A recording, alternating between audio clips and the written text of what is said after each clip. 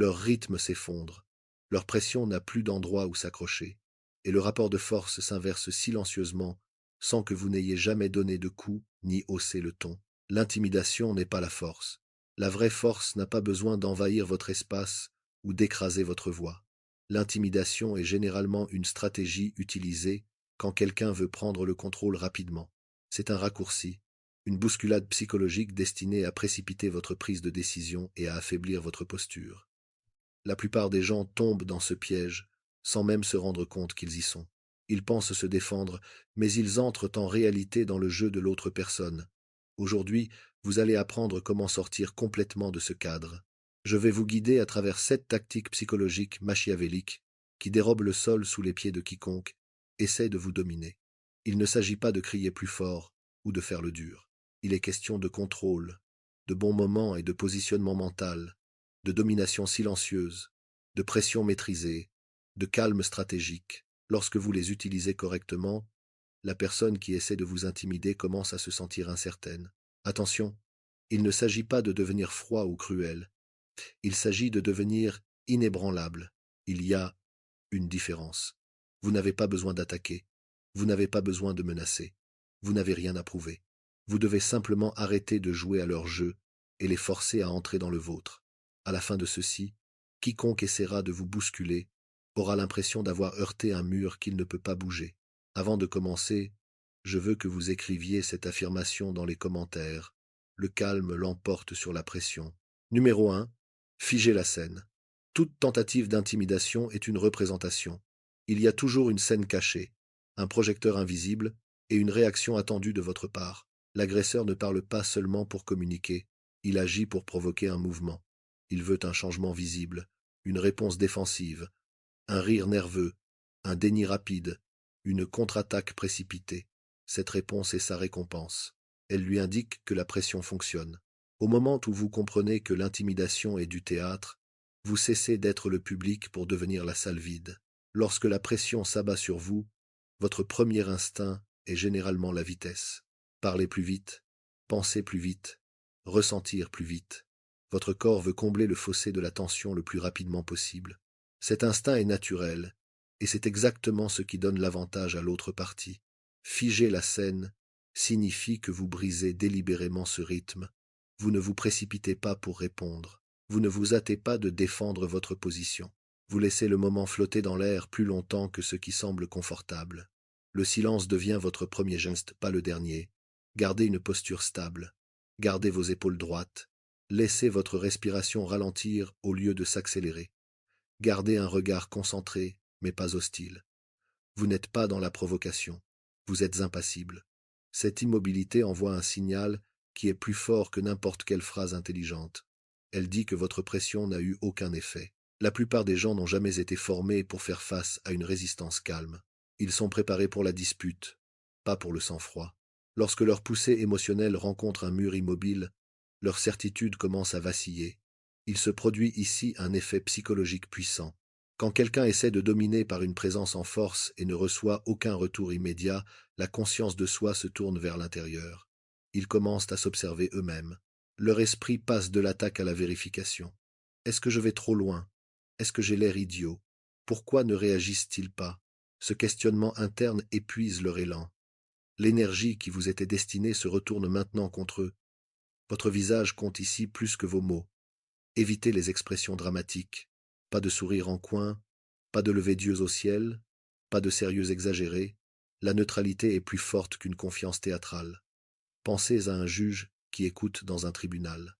Attentif, illisible, ancré. Laissez-les parler, face à cette neutralité. Plus ils continuent sans récompense émotionnelle, plus ils se sentent exposés. Les artistes sans applaudissements deviennent très vite mal à l'aise. Un autre élément clé est le contrôle des micro-mouvements. Ne tripotez pas vos mains. Ne réajustez pas vos vêtements à plusieurs reprises. Ne balancez pas vos pieds d'avant en arrière. Les petits gestes d'agitation signalent un trouble interne. L'immobilité communique une autorité intérieure. Même si vous ressentez de la tension à l'intérieur, réduisez les mouvements visibles à l'extérieur. Le pouvoir est souvent jugé par le contrôle de l'apparence, non par la sensation intérieure. Beaucoup de gens craignent que faire une pause ne les fasse paraître faibles ou impréparés.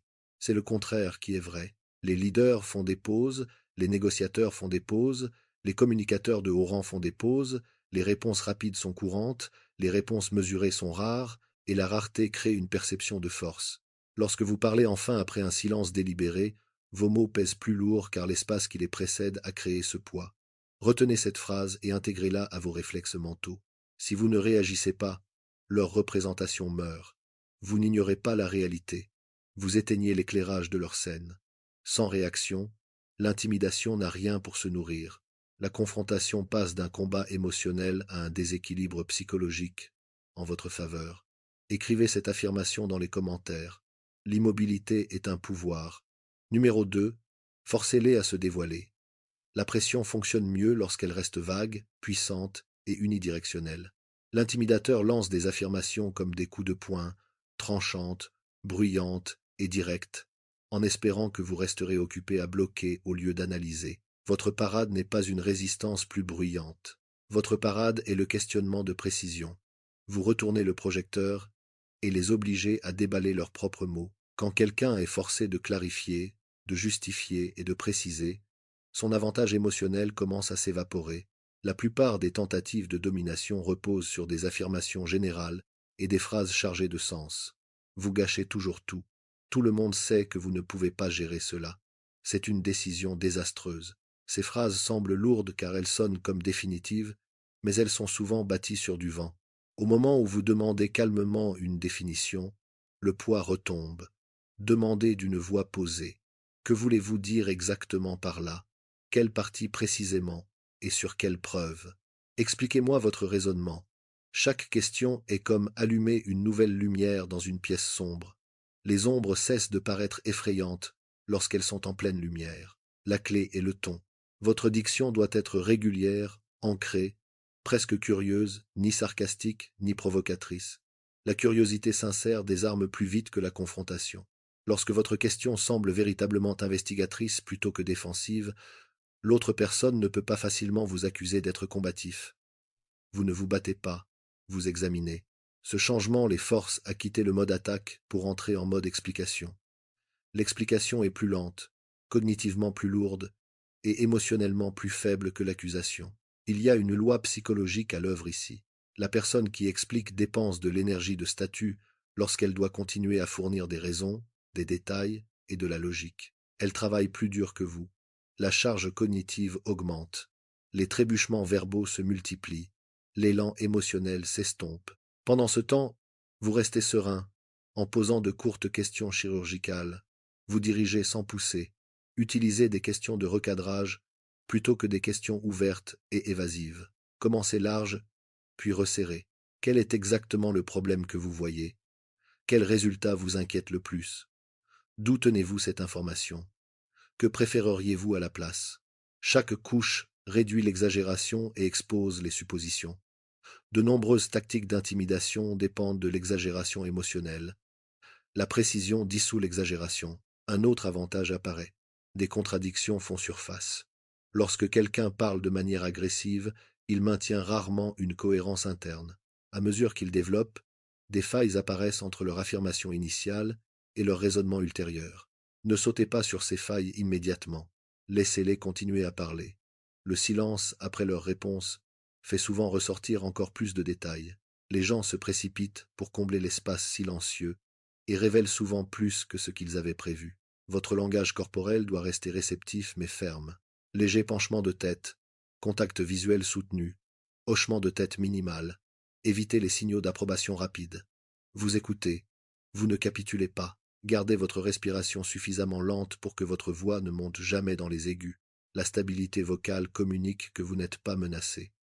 Cette approche vous protège également du piratage émotionnel. Les questions ancrent votre esprit dans l'analyse plutôt que dans la réaction. Au lieu de penser à comment me défendre, vous pensez à ce qui est réellement affirmé ici. Ce seul pivot mental réduit la chimie du stress et améliore le jugement. Souvenez-vous du principe. Lorsque la pression est forcée de s'expliquer, elle se rétrécit. Vous n'esquivez pas, vous disséquez. Et une fois l'intimidation disséquée, elle survit rarement intacte. Numéro 3. Parlez lentement, bougez lentement. L'urgence est le carburant de l'intimidation. La personne qui met la pression veut de la vitesse, des réponses rapides, des concessions rapides, des réactions émotionnelles rapides. Ils essaient de compresser l'instant si fermement que vous n'avez pas l'espace pour réfléchir. Votre contre-mesure est un rythme délibéré. Vous étirez le moment au lieu de le laisser être compressé. Vous ralentissez votre façon de parler, vos gestes, même vos mouvements de tête. Une allure contrôlée signale une maîtrise intérieure, d'une manière que le volume ne pourra jamais faire. Lorsque les êtres humains se sentent menacés, leur système nerveux s'accélère. Les mots sortent saccadés, les phrases s'empilent les unes sur les autres. Le ton monte, la respiration devient superficielle. Tout cela diffuse du stress. Même si vos arguments sont solides, un débit précipité les fait paraître fragiles. Une cadence mesurée, en revanche, donne de l'autorité à un langage simple. Le rythme façonne, davantage la perception que le vocabulaire. Commencez par votre rythme respiratoire, inspirez par le nez. Laissez l'air se poser profondément, puis parlez sur l'expiration. Cela réduit naturellement la vitesse vocale et abaisse le ton. Un ton plus bas est associé à la stabilité et à la crédibilité dans toutes les cultures. Vous n'essayez pas de paraître dramatique, vous visez l'enracinement. Imaginez que chaque phrase a un poids. Vous la posez, vous ne la jetez pas. Insérez de petites pauses entre les pensées, pas des blancs gênants. Un espacement intentionnel. Un bref temps d'arrêt avant de répondre à une remarque chargée crée de la gravité. Cela montre que vous choisissez vos mots plutôt que d'être poussé par l'émotion. Ceux qui écoutent interprètent un discours choisi comme étant plus fort qu'un discours réactif. La pause force également l'autre personne à patienter dans sa propre tension, ce qui affaiblit sa montée émotionnelle. Vos mouvements physiques doivent correspondre à votre rythme vocal. Des mouvements de main rapides, pointés du doigt, et des changements brusques de posture suggèrent l'agitation. À la place, gardez des gestes économiques. Un mouvement de main au lieu de 5. Un ajustement de posture au lieu d'un repositionnement constant. Pensez à l'économie de mouvement. Une présence de haut statut est généralement calme dans ses mouvements, pas agitée. Il y a aussi un effet de contraste qui joue en votre faveur. Un comportement agressif semble souvent chaotique lorsqu'il est placé à côté d'un rythme calme. Quand une personne est bruyante et rapide alors que l'autre est stable et sans hâte, les observateurs, et même le subconscient de l'agresseur, attribuent la stabilité à la présence la plus lente. La stabilité est perçue comme de la force. La vitesse est perçue comme de la tension. Faites attention à ne pas dériver vers la mollesse. Le but est un tempo contrôlé, pas la léthargie. Vos mots doivent rester clairs, votre articulation précise. Pris pour, lent ne veut pas dire ennuyeux. Cela signifie délibéré. Chaque phrase doit donner l'impression d'être posée et non renversée. Si vous remarquez que votre rythme s'accélère, raccourcissez consciemment vos phrases. Des phrases plus courtes sont plus faciles à prononcer avec contrôle. Un autre avantage apparaît en interne. Quand vous régulez votre rythme, vous régulez vos émotions. Le rythme corporel et l'intensité émotionnelle sont liés. En ralentissant votre comportement extérieur, vous envoyez le signal à votre système nerveux que la situation est gérable. Cette boucle de rétroaction aide à garder votre jugement intact. Utilisez ce repère mental. La pression accélère. L'autorité ralentit. Laissez cela guider votre timing. Vous ne vous alignez pas sur leur tempête. Vous changez la météo tout autour. Quand votre rythme reste ancré, leur tentative de vous brusquer perd son emprise. Maintenant, je veux que vous écriviez cette affirmation dans les commentaires. Mon rythme gagne. Numéro 4. Contrôlez l'espace. L'interaction humaine n'est jamais uniquement verbale. Le territoire, la distance et le positionnement envoient constamment des signaux sous la surface de la conversation. Un intimidateur essaie souvent de gagner physiquement avant de gagner verbalement. Il s'approche trop près. Ils se dressent devant vous. Ils orientent leur corps pour encombrer votre champ de vision. Ils essaient de vous faire reculer centimètre par centimètre. Ces centimètres comptent. Chaque petit recul transfère silencieusement de l'autorité. Votre objectif n'est pas la confrontation, c'est l'appropriation spatiale. Commencez par prendre conscience de votre ancrage au sol. Plantez vos pieds à une distance naturelle de la largeur des épaules. Équilibré, pas rigide. Le poids réparti de manière égale. Cette posture à elle seule change la façon dont vous ressentez la pression dans votre corps. Quand votre base est stable, votre voix et votre contact visuel se stabilisent plus facilement. Un appui étroit conduit au balancement et au micro-recul. Un appui ancré communique la préparation sans l'agression. Si quelqu'un s'avance dans votre zone personnelle, résistez au réflexe de reculer instantanément. La plupart des gens cèdent de l'espace automatiquement pour éviter l'inconfort. Cette concession automatique est exactement ce qu'un geste de domination essaie de déclencher. Au lieu de cela, tenez votre position un instant. Laissez-les ressentir qu'ils ont franchi une limite. Souvent, ils se corrigeront d'eux-mêmes en réalisant que vous ne vous effacez pas. L'orientation de votre torse a également son importance. Gardez votre poitrine ouverte et de face, plutôt que tournée sur le côté. Se détourner signale un retrait. Un alignement de face signale la présence. Cela ne signifie pas les dévisager comme un adversaire. Cela signifie rester pleinement là au lieu de fuir partiellement avec votre corps. Utilisez des micro-ajustements au lieu de reculer. Une légère inclinaison vers l'avant depuis les hanches, très discrète, peut neutraliser la pression frontale de quelqu'un d'autre sans paraître agressif. Cela montre que vous êtes engagé, pas coincé. L'engagement est perçu comme de la confiance. Le retrait est perçu comme de la vulnérabilité. La différence peut n'être que de quelques centimètres. Les objets dans l'environnement peuvent être utilisés intelligemment. Le bord d'une table, le dossier d'une chaise. Ils créent des frontières naturelles. Vous positionner avec une barrière subtile entre vous et l'autre personne peut réduire sa capacité à vous envahir tout en gardant l'interaction courtoise. Ce n'est pas se cacher, c'est structurer le champ d'interaction. La hauteur de la tête est un autre indicateur silencieux. Gardez votre menton droit. Quand les gens se sentent sous pression, ils rentrent souvent le menton ou le lèvent de manière défensive. Les deux diffusent de la tension. Une tête bien droite projette la neutralité et la maîtrise de soi.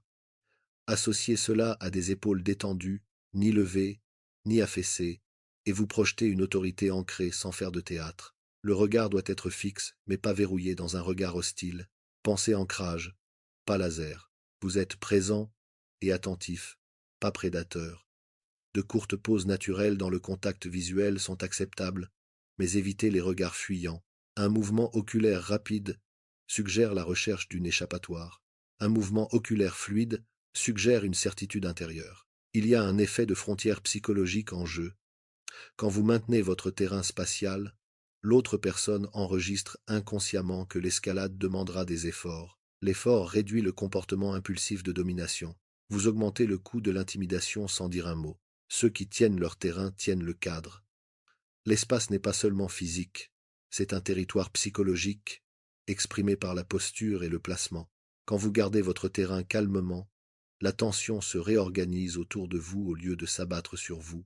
Numéro 5. L'indifférence stratégique.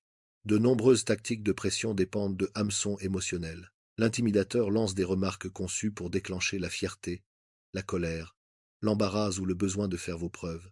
Il pêche une réaction qui lui donnera un moyen de pression. L'indifférence stratégique coupe la ligne.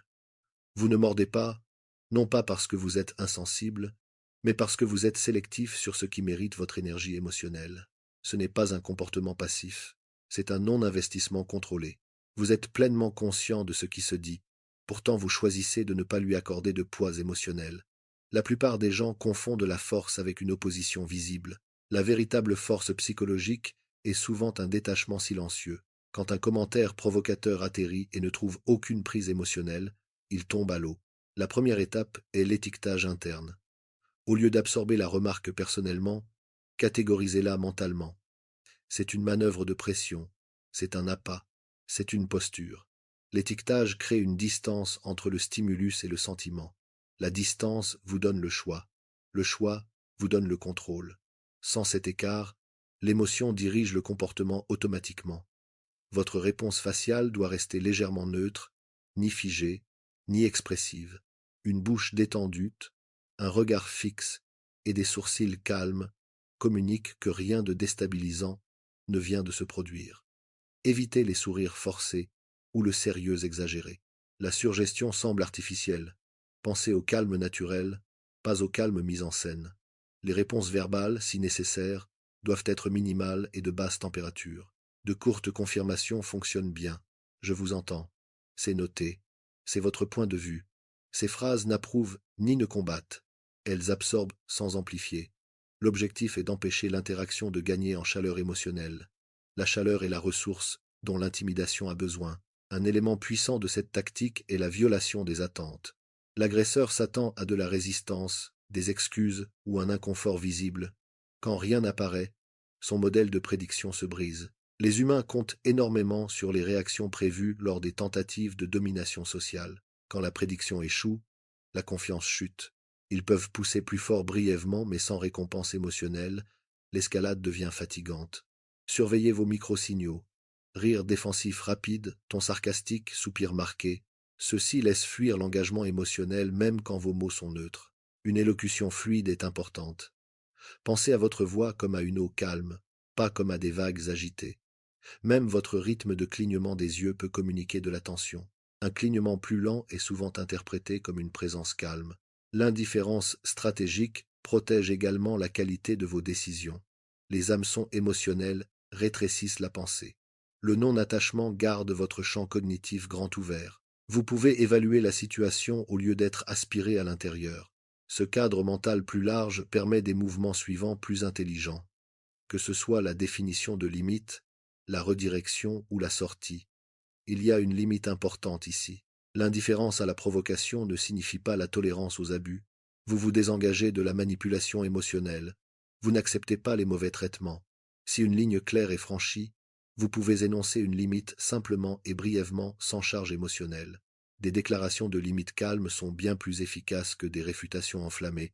Pensez à l'attention comme à une monnaie. Chaque réaction émotionnelle visible est un paiement. Ne dépensez que là où le retour en vaut la peine. Quand vous arrêtez de payer, les manipulateurs perdent le financement de leur tactique. Leur pression se retrouve à court de carburant. Ce que vous refusez de sponsoriser émotionnellement ne peut pas vous contrôler psychologiquement. Le détachement, lorsqu'il est choisi consciemment, n'est pas une faiblesse. C'est un levier de pouvoir. Numéro 6. Être d'accord sans perdre. La plupart des scénarios d'intimidation sont construits sur une illusion de choix forcé. Se battre ou se coucher. Argumenter ou se soumettre. Pousser ou être poussé.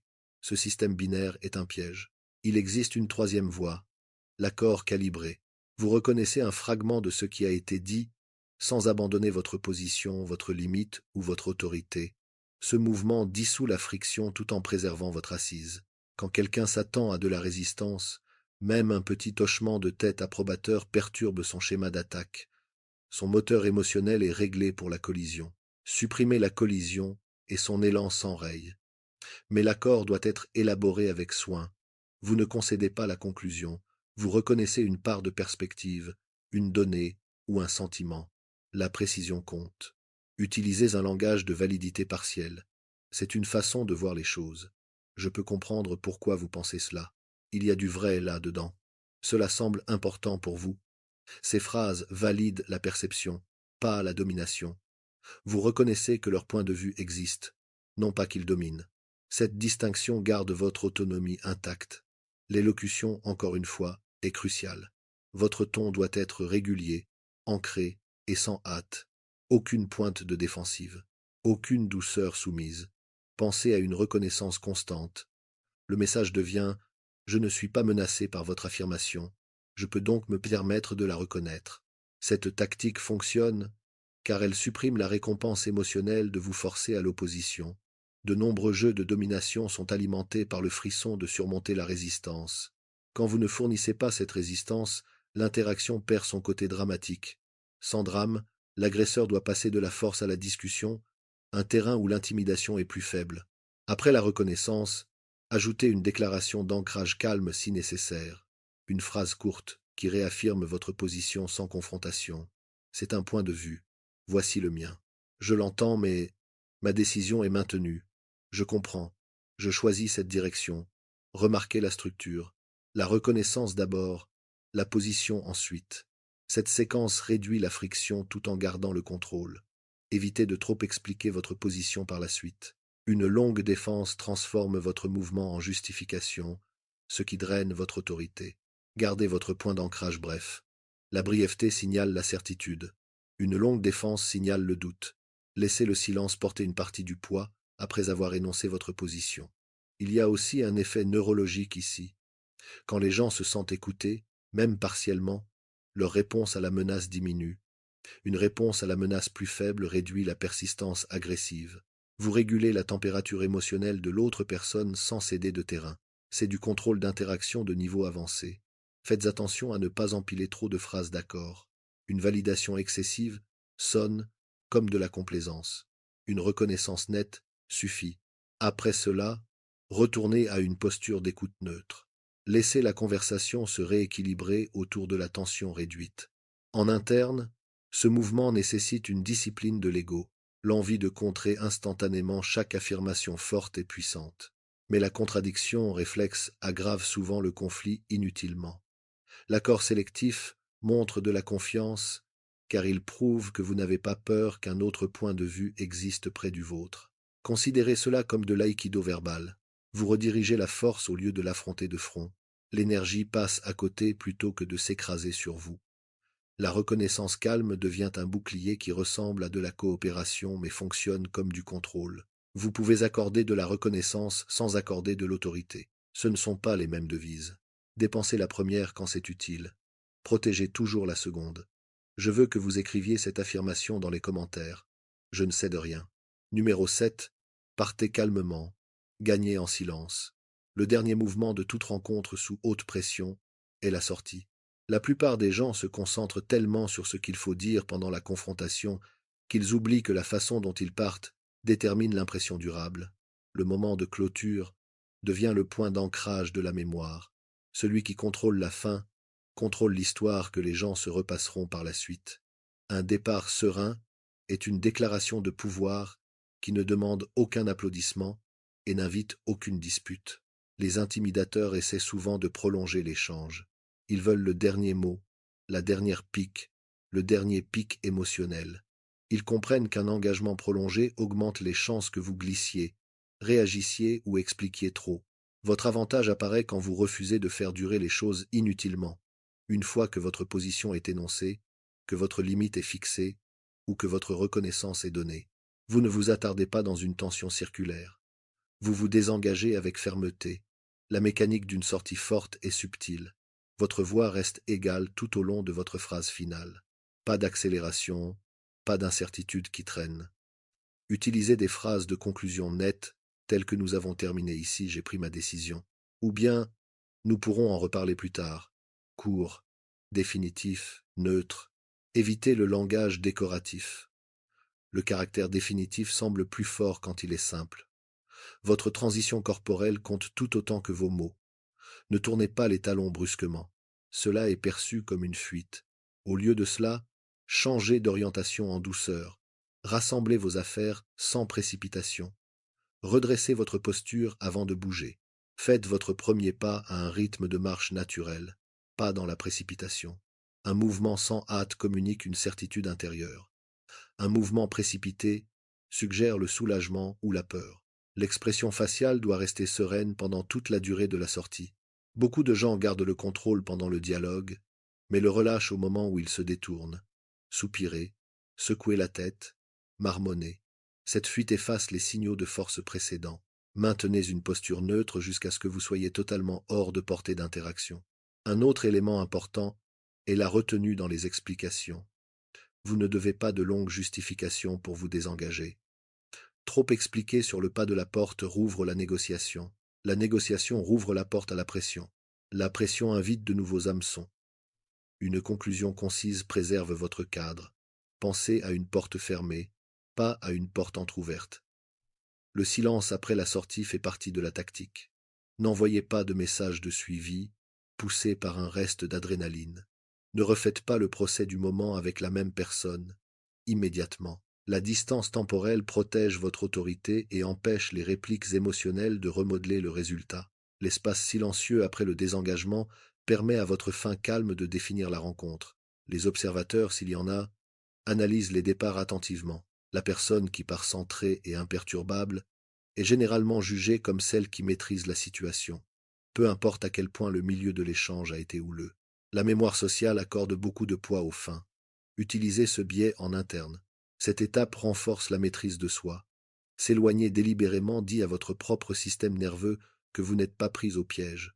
Cela réduit l'empreinte du stress et construit la confiance future. Chaque sortie sereine devient une donnée d'entraînement pour votre cerveau. La pression ne me possède pas. Comprenez la vérité fondamentale ici. La domination ne se prouve pas en forçant la continuation. Elle se prouve en choisissant la conclusion. Celui qui peut se désengager sans agitation démontre une liberté de position. La liberté de position est le véritable levier.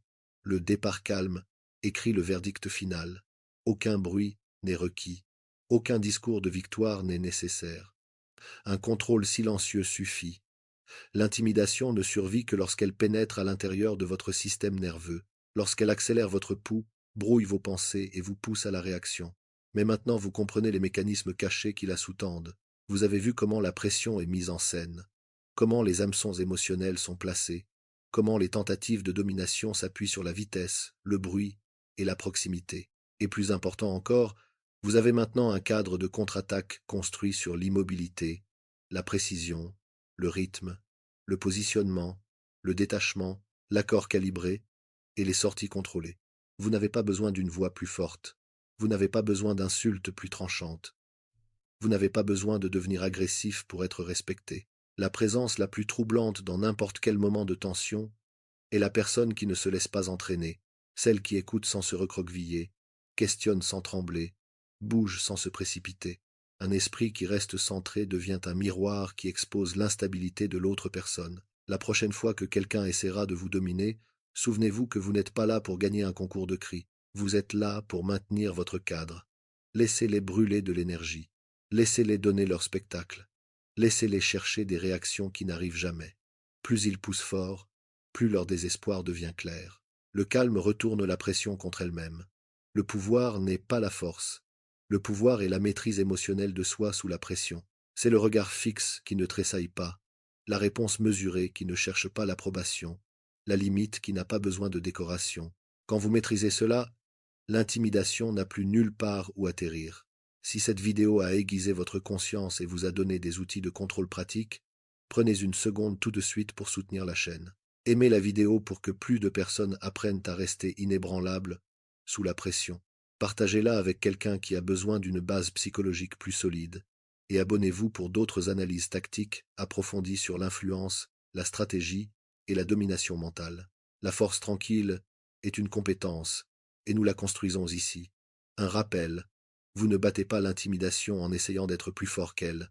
Vous la battez en devenant intouchable. Salut les guerriers. À la seconde où ils sentent la peur, ils pensent avoir déjà gagné.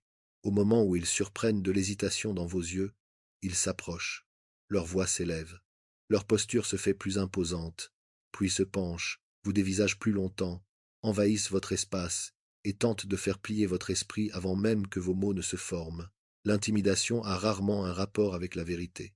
C'est une question de pression, c'est du théâtre, c'est une mise en scène conçue pour vous faire réagir avant de réfléchir. Imaginez cette scène. Quelqu'un insiste lourdement. Son ton est tranchant, sa présence est pesante. La plupart des gens se précipitent pour se défendre. Ils parlent trop vite, ils se justifient beaucoup trop. Ils essaient de prouver leur valeur dans le feu de l'action, et c'est exactement là qu'ils perdent le contrôle, car l'intimidation se nourrit de la réaction.